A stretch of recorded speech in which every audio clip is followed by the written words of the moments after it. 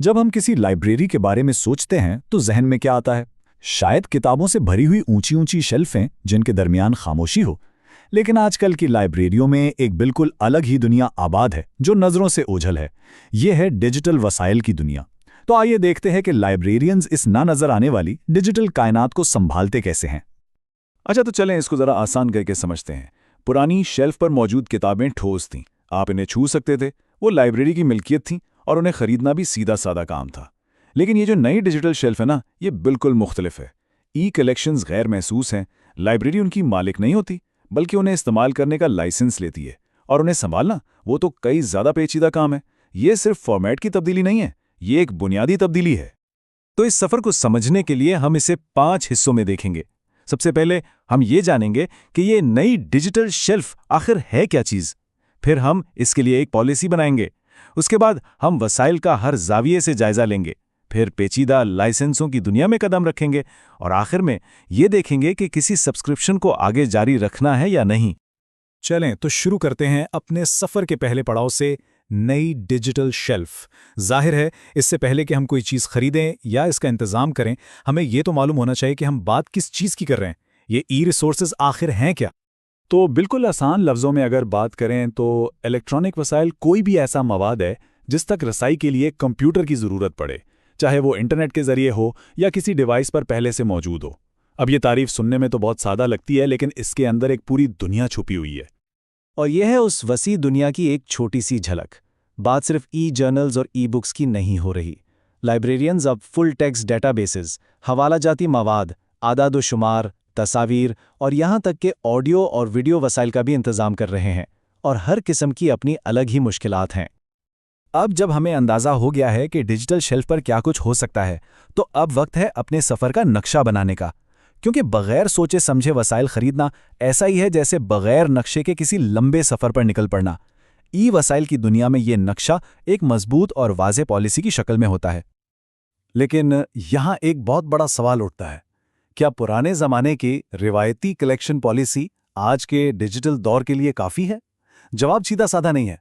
सच तो ये है कि ई वसाइल के चैलेंजेस इतने अलग हैं कि पुराने असूलों को नए फॉर्मेट्स पर वैसे का वैसा लागू नहीं किया जा सकता। एक ई पॉलिसी को कुछ बिल्कुल नए सवालों का जवाब देना पड़ता है, जैसे कि क्या डिजिटल वर्जन प्रिंट वर्जन से पीछे तो नहीं रह गया? क्या ये पैसे के बदले में कोई इजाफी सहूलत दे रहा है? और सबसे बड़ा सवाल, अगर हम सब्सक्रिप्शन बंद कर दें तो क्या ये सारा मवाद हमेशा के लिए गायब हो जाएगा? यही तो आर्काइविंग का असल चैलेंज है। नक्शा तैयार है, अब वक्त है असल मैदान में उतरने का। यह है हमारा तीसरा मरहला, 360 डिग्री जायजा। किसी भी डिजिटल वसीले को सिर्फ उसके नाम से नहीं परखा जा सकता, हमें उसे हर जाविये से देखना होगा, अंदर से भी और बाहर से भी। इस पेचीदा अमल को आसान बनाने के लिए हम इसे 3 सुतूनों में तकसीम कर सकते हैं। पहला, मवाद यानी कि कंटेंट। दूसरा, टेक्निकल ज़रूरियात यानी टेक्निकल रिक्वायरमेंट्स। और तीसरा, इसकी कारकर्दगी और काबिल एतबार होना यानी फंक्शनैलिटी और रिलायबिलिटी। सबसे पहली और सबसे ज़रूरी चीज़ तो मवाद ही है। क्या ये हमारे पढ़ने वालों के लिए वाकई मुफीद है? क्या ये हमारे मौजूदा ज़ख़ीरे को बेहतर बनाता है? अगर इन बुनियादी सवालों का जवाब नहीं में है तो बाकी सारी बातें बेमानी हो जाती हैं। दूसरा स्तोन है टेक्नोलॉजी। दुनिया का बेहतरीन मवाद भी किसी काम का नहीं अगर लोग इस तक आसानी से पहुंच ही ना सकें। क्या ये हमारे कंप्यूटर सिस्टम्स के साथ काम करेगा? क्या लोग आसानी से लॉगिन कर पाएंगे? ये वो तकनीकी पहलू हैं जो अक्सर किसी भी ई रिसोर्स की कामयाबी या नाकामी का फैसला करते हैं। और देखें, यहाँ तस्दीक यानी ऑथेंटिकेशन के 2 अहम तरीकों में फ़र्क वाज़े किया गया है। आईपी फ़िल्टरिंग को आमतौर पर तरजीह दी जाती है। क्यों? क्योंकि ये एक ही वक्त में बहुत से लोगों को रसाई देती है, यहाँ तक कि लाइब्रेरी से बाहर भी। दूसरी तरफ लॉगिन और पासवर्ड, ख़ास तौर पर जहाँ बहुत ज़्यादा लोग हों, वहाँ मसाइल पैदा कर सकता है।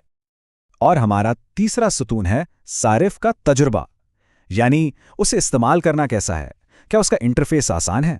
क्या उसका सर्च इंजन अच्छा काम करता है? क्या लोग आसानी से मालूमात को प्रिंट या डाउनलोड कर सकते हैं?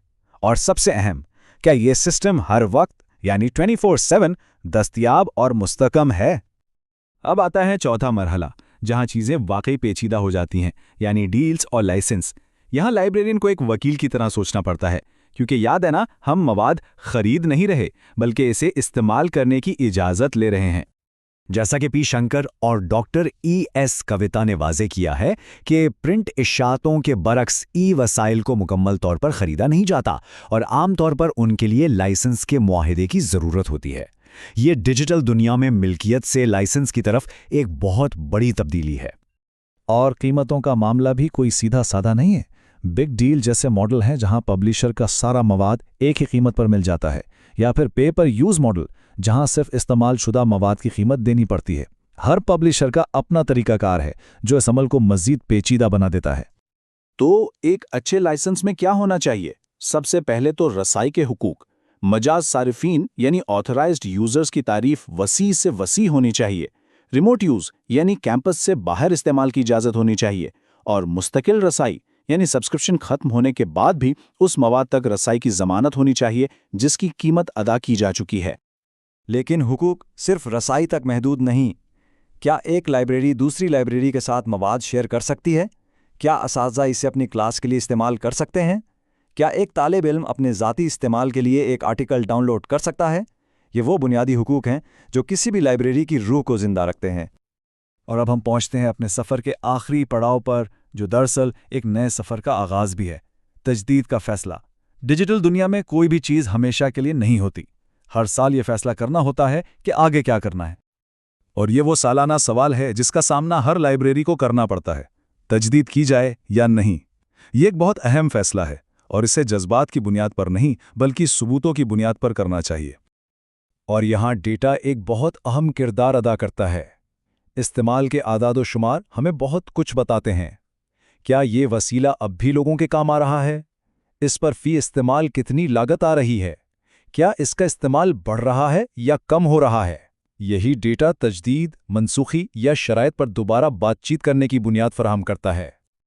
और यहाँ एक छोटी मगर बहुत अहम तफसील है। उसूलन वेंडर को लाइब्रेरी को सब्सक्रिप्शन की तजदीद की तारीख से कम 2 महीने पहले मुत्तला करना चाहिए। ये छोटा सा उसूल लाइब्रेरी को सोचने और सही फैसला करने का ज़रूरी वक्त देता है। और आखिर में एक सोचने पर मजबूर करने वाला सवाल, जैसे जैसे लाइब्रेरियों के मजमूए ज़्यादा आर्जी और लाइसेंस पर मबनी होते जा रहे हैं, अपनी कम्युनिटी के लिए एक मुस्तकिल मुहाफिज, एक परमानेंट आर्काइव के तौर पर लाइब्रेरी का किरदार कैसे तब्दील हो रहा है? ये एक ऐसा सवाल है जो डिजिटल दौर में लाइब्रेरियों के मुस्तकबिल की सिमत मुतय्यन करेगा।